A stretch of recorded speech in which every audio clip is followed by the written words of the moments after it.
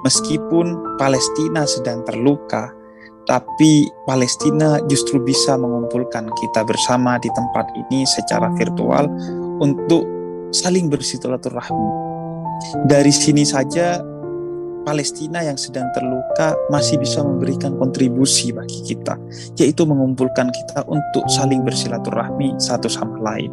Sehingga tidak perlu ada tanya lagi untuk kita berkontribusi bagi kebebasan, kemerdekaan, kedamaian, dan kesejahteraan Palestina. Palestina terluka. Terluka karena bangsanya dijajah, tanahnya dirampas, manusianya disakiti hingga dibunuh. Penjajahan atas negeri Palestina telah berlangsung sejak tahun 1948 oleh Zionisme yang terhitung sejak mereka mendeklarasikan Israel sebagai negara yang merdeka menurut mereka. Perampasan tanah Palestina dimulai dari satu dusun damai yang bernama Deir Yassin di Palestina pada Jumat subuh tanggal 9 April 1948 yang dalam waktu beberapa jam diubah menjadi kuburan massal bagi 280 orang Palestina saat itu yang tidak bersalah, yang tidak tahu apa-apa, yang oleh sejarawan Israel sendiri bernama Benny Morris disebut sebagai tragedi pembantaian yang menerobos etika dan kemanusiaan. Rakyat Palestina terus disakiti dan dibunuh hingga detik ini. Dalam serangan di Gaza kemarin saja, dicatat 248 warga Palestina tewas. Di antaranya 66 anak-anak. Sehingga jelas ini bukan peperangan, ini bukan konflik, tapi ini pembantaian, ini genosida.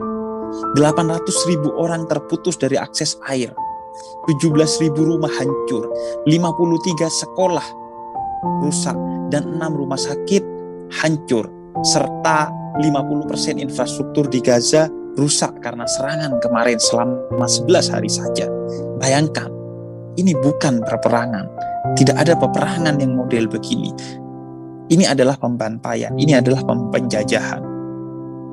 Dalam perang sekalipun yang kita tidak setuju, tetap warga sipil harus dilindungi. Tapi ini warga sipil pun dihabisi.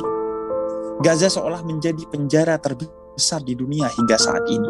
Ia diisolasi dan diboikot. Warganya terus diteror dan hidup dalam ketakutan. Maka luka Palestina adalah luka kita. Kita umat Islam.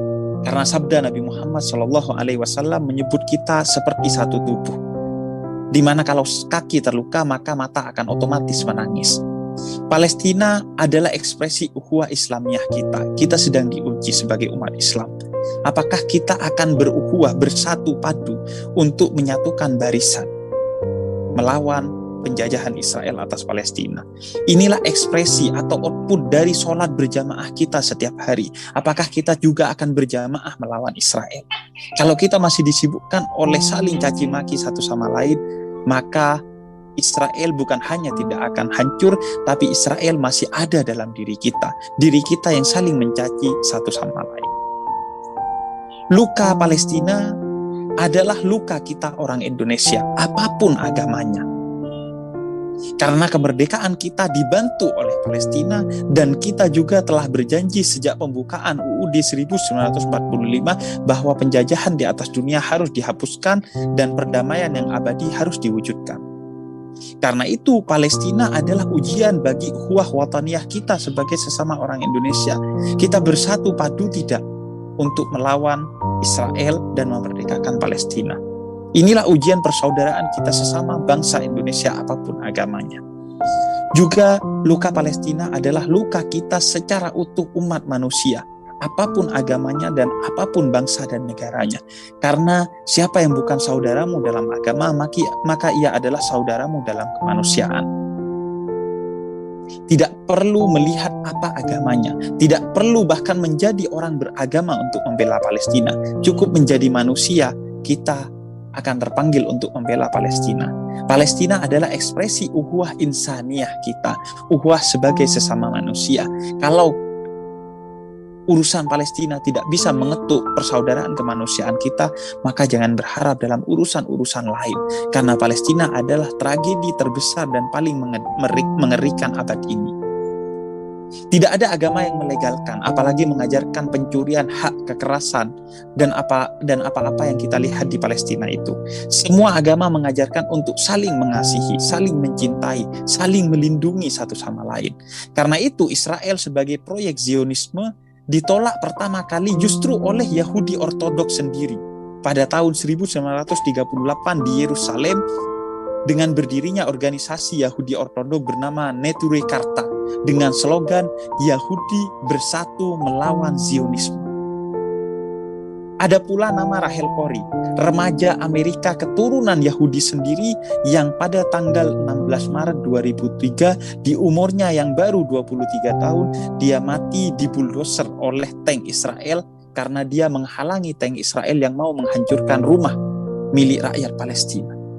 Jadi pertama yang menentang, pertama yang dilawan oleh Zionisme adalah agama mereka sendiri, yaitu Yahudi. Karena itu kita berdiri di atas semua agama untuk melawan Israel. Lalu melihat luka Palestina itu, apa yang harus kita lakukan sebagai orang Indonesia, sebagai Muslim dan sebagai manusia? Maka apa yang harus kita lakukan untuk menghapus luka Palestina adalah output dari apa yang kita punya. Apa yang kita punya, itulah pertanyaannya, berikan kepada Palestina. Sekecil apapun, sebisa kita, semampu kita. Almarhum Gus Dur, selaku Ketua Dewan Kebudayaan Jakarta pada tahun 1982, menyelenggarakan Malam Palestina di Taman Ismail Marzuki. Kiai Mustafa Bisri, yang hari ini juga hadir, pada malam Jumat tanggal 24 Agustus 2017 menyelenggarakan Malam Puisi bertajuk Doa untuk Palestina, juga di Taman Ismail Marzuki. Kini kita pun sedang menyelenggarakan acara puisi untuk Palestina. Jangan remehkan puisi, karena puisi memang penting. Karena perlawanan atas Israel melalui puisi sejak dulu telah dilakukan, karena memang efektifnya puisi untuk menjadi pengobar semangat kita melawan segala bentuk penjajahan. Karena itu ada nama Ghassan Kanafani yang pada beberapa tahun yang lalu dibunuh oleh Israel di usianya yang masih 32 tahun karena puisi-puisinya yang menggetarkan perjuangan melawan Israel.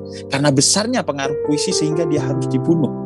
Karena besarnya pengaruh puisi maka berbagai penyair-penyair lahir di Palestina untuk melawan kedikdayaan Israel. Salah satu yang paling terkenal ada nama Mahmud Darwish dengan 31 ontologi puisi tentang Palestina yang menyebabkan ia harus keluar masuk penjara karena puisi-puisinya. Mengapa? Karena efektivitas puisi untuk melawan penjajahan. Ia berkata, Mahmud Darwish, yang paling berharga yang dapat saya persembahkan untuk bangsa saya adalah puisi yang mengungkapkan jiwa bangsa saya. Dia punya puisi, maka dia membuat puisi. Gusmus mempunyai puisi, maka Gusmus bikin puisi. Kita memiliki apa, maka sampaikan dengan apa yang kita miliki. Di Indonesia ada Taufik Ismail yang juga membuat puisi untuk Palestina. Berjudul Palestina, Bagaimana Aku Bisa Melupakanmu. Yang diantara baitnya Palestina, bagaimana aku bisa melupakanmu. Tanahku memang jauh bila diukur kilometer, beribu-ribu jumlahnya. Tapi azan Masjidil Aqsa yang merdu itu serasa terdengar di telingaku setiap hari dan setiap saat. Mereka bisa berpuisi, kita apa yang kita miliki? Mari kita bercermin, apa yang kita bisa miliki dan bisa kita berikan kepada Palestina. Kita yang kini mungkin memiliki sekedar media sosial, sampaikan solidaritas kita melalui media sosial.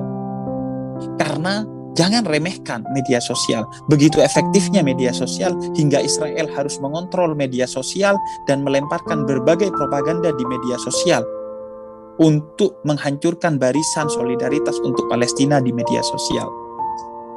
Dan tentu juga kemudian apa yang bisa kita lakukan? Mbak Desa Apridini selaku host kita tadi menyampaikan, ia memberi nama anaknya dengan nama Gaza sebagai wujud solidaritas. Dan tentu kita juga bisa bersolidaritas dengan memberikan donasi melalui Basnas untuk Palestina. Jangan remehkan semua yang bisa kita beri untuk Palestina. Karena yang utama bukan tentang seberapa besar yang bisa kita beri kepada Palestina, tapi seberapa tulus pemberian kita kepada Palestina. Yang terpenting adalah itu solidaritas bagi Palestina.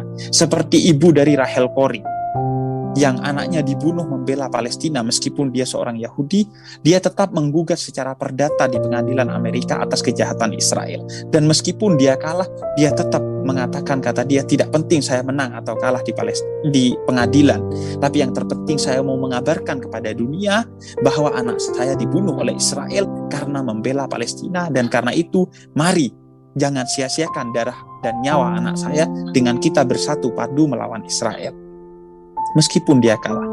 Karena itu jangan saling menegasikan apa yang bisa kita lakukan untuk Palestina. Jangan mengatakan, oh sekedar bisa mencuit, oh sekedar bisa berdonasi, oh sekedar ini dan itu. Itu bukan sekedar.